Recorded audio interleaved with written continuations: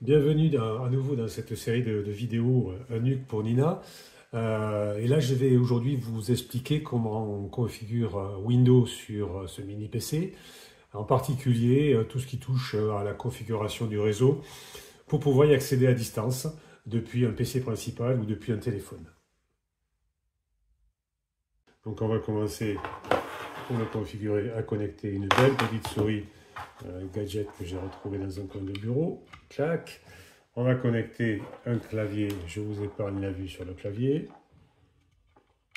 Dans l'autre sens peut-être. Voilà. Et on va connecter derrière le câble USB, le câble pardon, HDMI pour pouvoir le configurer. Voilà, alors ça se branche dans ce sens. Ah, et puis il ne reste plus qu'à brancher une petite alim qui vivra avec. Alors l'avantage de cette alim, c'est qu'elle a un jack et qu'elle sort en 12 volts. Donc ça va être facile à bricoler. Voilà, et là donc on a le NUC qui est configuré. Et vous allez voir le PC qui va s'allumer. Voilà, il fait son premier écran de boot. Qui va ensuite disparaître, c'est l'écran de BIOS, pour laisser apparaître les premiers écrans de configuration de Windows. Alors, un des premiers écrans sur lequel vous allez tomber, c'est le suivant. Vous allez choisir la langue, donc vous prenez, moi j'ai choisi français. On va vous redemander, on va vous demander quelle est la disposition du clavier ou la méthode de saisie. Donc on va prendre le clavier français pour avoir les touches AZERTY. Vous cliquez sur français puis sur oui. Ensuite, on va vous demander de choisir une deuxième disposition clavier, vous ignorez. Et puis, vous allez tomber sur cet écran, dans la photo n'est pas terrible, sur lesquels vous allez saisir vos informations de Wi-Fi. Donc là, je l'ai masqué avec les doigts pendant que je le faisais. Donc ici, j'ai le nom du Wi-Fi sur lequel je me suis logué. Et puis ici, vous avez le password sur lequel on se connecte. Alors là, j'ai peut-être fait une erreur parce qu'en fait, j'ai cliqué sur se connecter et puis sur suivant. Et ce faisant, je me suis retrouvé, on va le voir après, dirigé vers une configuration d'un compte sur les serveurs de Microsoft. Il ne faut pas faire ça. Alors je pense que la bonne méthode, c'est de cliquer ici, et c'est écrit petit, je me suis rendu compte uniquement en montant cette vidéo, sur « Je n'ai pas Internet ». Et si vous n'avez pas Internet, il va vous proposer, je pense, de faire un compte local. Bon, quoi qu'il en soit, si comme moi, vous cliquez sur « Se connecter » puis sur « Suivant », vous allez passer sur Internet, et là, donc, ils vont vérifier que vous disposez de la dernière version. On va afficher tout un tas d'écrans qui vous font patienter, de type « Asseyez-vous, détendez-vous pendant que la magie se produit ». Tu parles, la magie chez Microsoft. Et on va finir par arriver avec un compte comme on ne le voulait pas, c'est-à-dire un compte configuré chez Microsoft. Il faut saisir vos passwords, votre email, etc. chez Microsoft. Là, j'ai pas mis ça dans la vidéo. De toute façon, la bonne nouvelle, c'est que bon, le PC va redémarrer pour continuer. Et la bonne nouvelle, c'est que le compte, il est modifiable. Donc, impérativement, il vous faut remplacer ce compte Microsoft par un compte de type compte local. Donc, vous allez sur Paramètres, vous allez sur Compte et vous cliquez sur Paramètres du compte. Et là, vous transformez votre compte Windows en compte local. Donc, même s'il vous dit Windows est plus performant lorsque les paramètres et les fichiers sont automatiquement synchronisés, se connecter plutôt avec un compte Microsoft, non, vous allez le mettre en compte local administrateur. Pour une fois que vous avez mis ce PC en mode un compte local, il va falloir le mettre avec un mot de passe. Alors ça, c'est indispensable pour vous connecter sur le PC avec le protocole Remote Desktop Protocol, RDP, qui est le protocole accès à distance, celui qu'on utilise en télétravail. Donc là, pour ce faire, vous revenez sur compte, vous cliquez sur compte local, je pense, et puis vous choisissez la méthode de connexion par mot de passe. Donc si vous cliquez ici, je ne vais pas le faire là, hein, vous allez avoir le mot de passe à saisir, le mot de passe de votre Windows qui vous servira partout, y compris sur l'accès à distance. Une fois passé cet écran, la configuration est terminée, du moins pour Windows. Après, on va passer à des choses un peu plus compliquées pour la configuration réseau. Alors, on est ici sur l'écran du mini PC, du NUC. je vais le configurer pour autoriser l'accès à distance. Du moins, vous montrer comment on fait parce qu'il est déjà configuré pour être en PC à distance. Alors avant toute chose, moi j'aime bien avoir le PC configuré pour qu'il affiche les extensions de nom de fichiers. Ça permet de repérer les points exe, les points DLL et tous ces fichiers. Alors pour ça, on fait Windows, la touche Windows E pour lancer un explorateur. Lorsque l'explorateur est lancé, vous avez ici Afficher. Vous cliquez sur Afficher.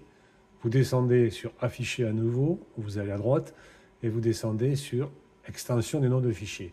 Il faut donc cocher ici pour avoir, vous voyez, tous les noms de fichiers qui s'affichent, .cr2, .exe, etc. Bon, maintenant que ça c'est fait, ben, on va le laisser comme ça jusqu'au bout. Alors on va ici sur les paramètres qu'on ouvre. Et la première des choses à faire, c'est de éventuellement changer le nom. Donc vous voyez que le nom de mon PC s'appelle NUC Alain, parce que je l'avais appelé comme ça. Si le nom que vous a proposé Windows ne vous plaît pas, vous cliquez sur Renommer et vous saisissez ici, dans la fenêtre qui s'ouvre, le nom du nouveau PC. Je ne le fais pas, bien sûr, puisque mon PC me va bien. Vous allez ensuite sur Système.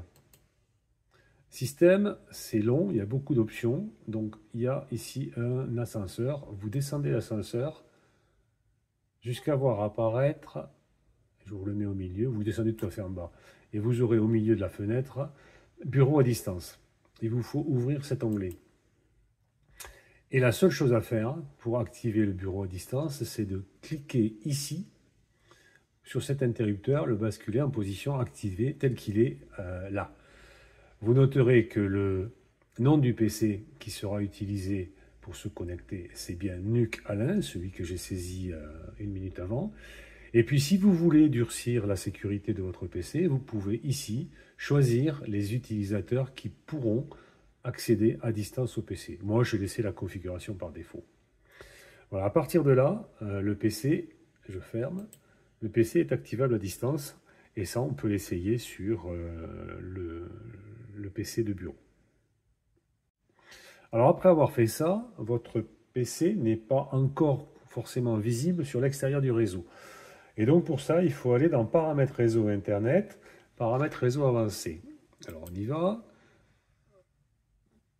Paramètres, réseau Internet, paramètres réseau avancé. Alors il est où? Ici, paramètres réseau avancé. Je clique là-dessus et je vais sur paramètres de partage avancé, le premier.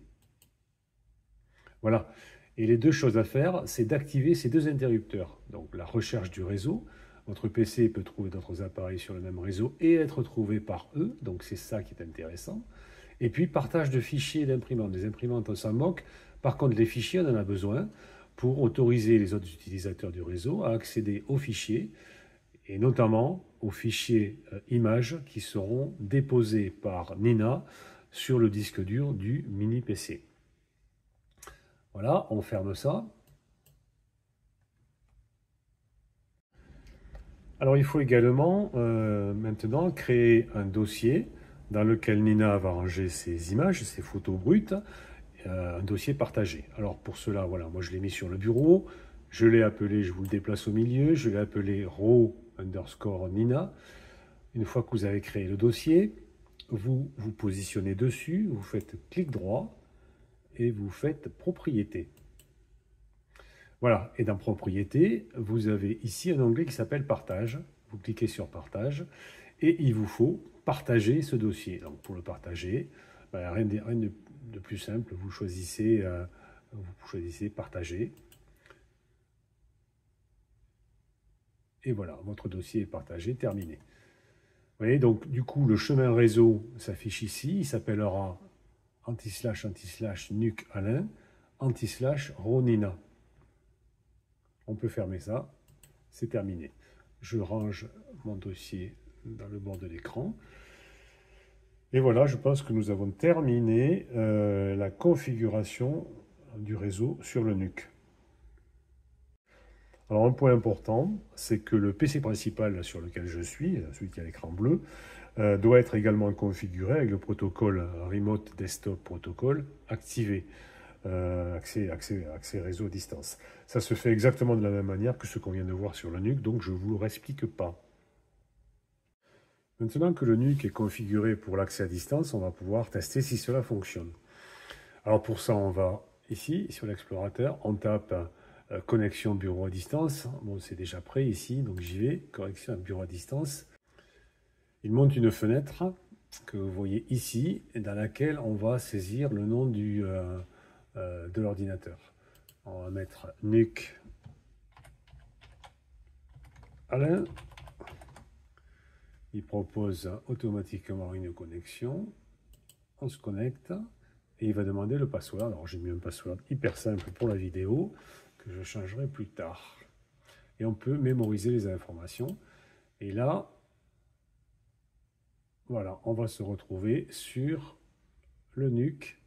Voilà, donc nous sommes sur le bureau du NUC.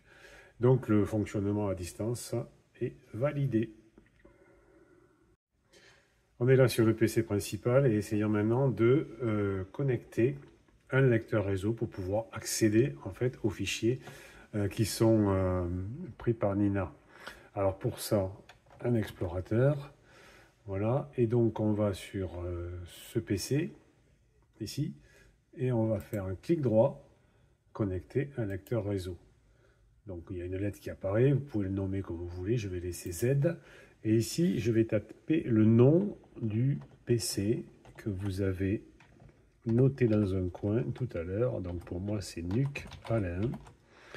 2 anti-slash NUC Alain, anti-slash RAW avec un S, Nina en majuscule.